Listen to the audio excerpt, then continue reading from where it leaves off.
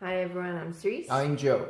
And today we are going to be talking about finding that one person in life who can tell you exactly how you need to live your life, how to make toast, how to wake up in the morning, how to take a dump, how to develop your relationships. But then sometimes those people are wrong, and then you got to find a new one because you know the other one was wrong. But in any case, right?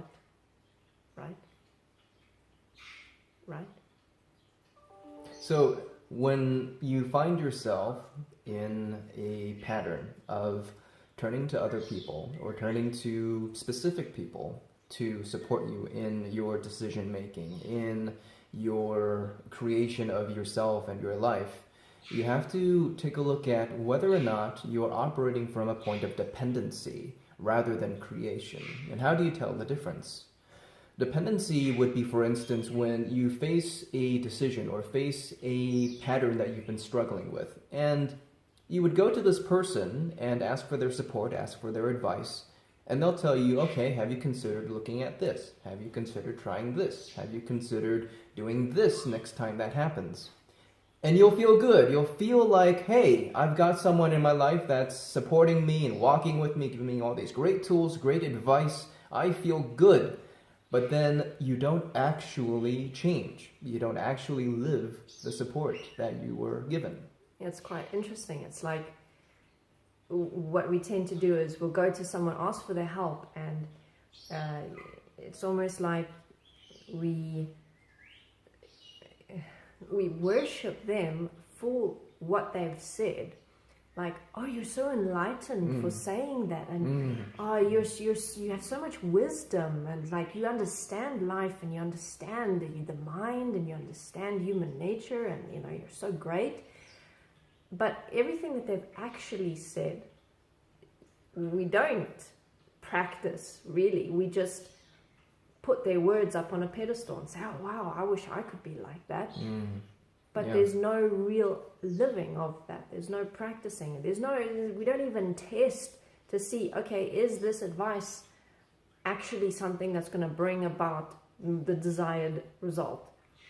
Yeah, it's a form of hero worship, really. It's where you're seeing this guru or this group or this organization, whatever it may be in expression, you see it as something to aspire to. It's like, yes, you are so amazing. You know all the answers. I'm going to go to you because you can tell me what to do with my life, because I have no common sense and I don't know how to move myself. Is this okay?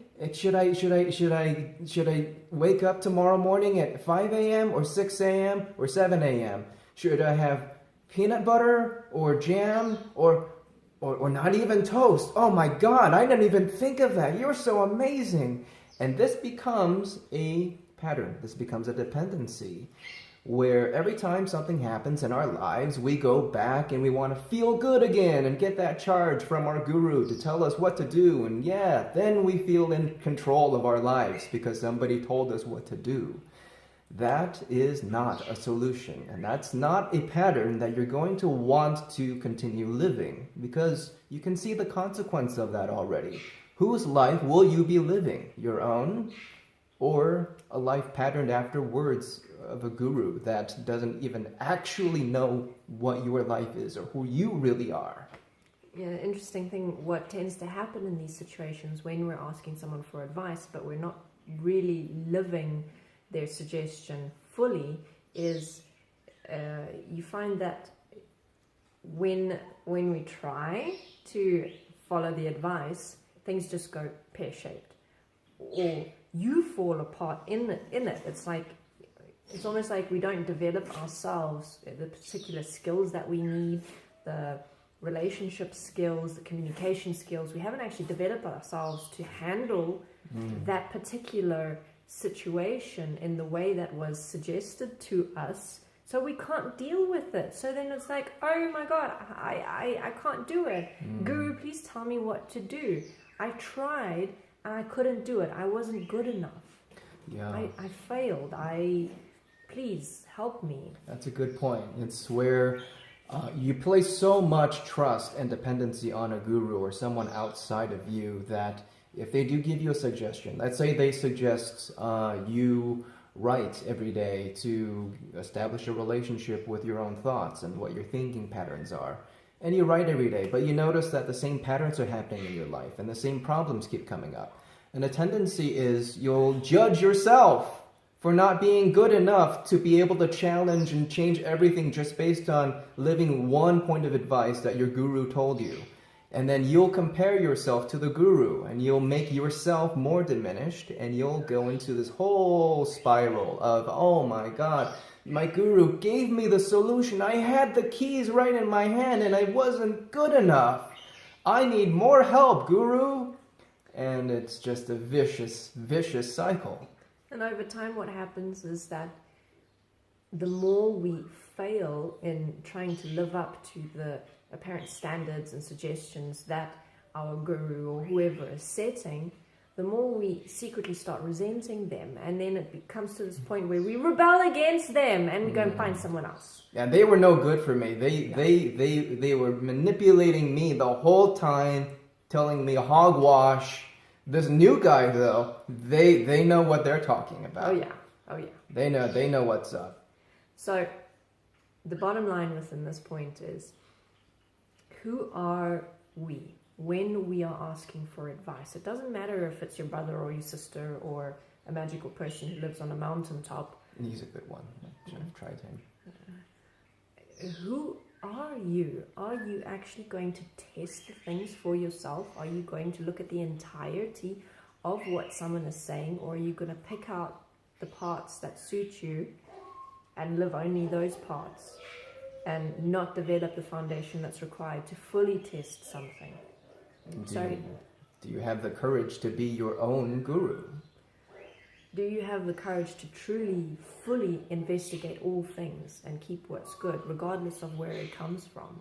Yeah. Do you have the courage to be your own authority when it comes to what you should live and what you should not? And what works for you in your life? Because you are, like it or not, the best authority on that subject. Only you know the depth of you, the way that you do, the way that you've lived, your needs, your patterns. You are the expert. You are your guru. So don't abdicate that. Don't give your life over to other people trying to live their advice for you based on maybe things that are practical, but they don't see your life the way you do, and they'll never be able to support you as good as you can support yourself. And basically what we mean by that is, no, don't stop asking people for help and suggestions and advice and things.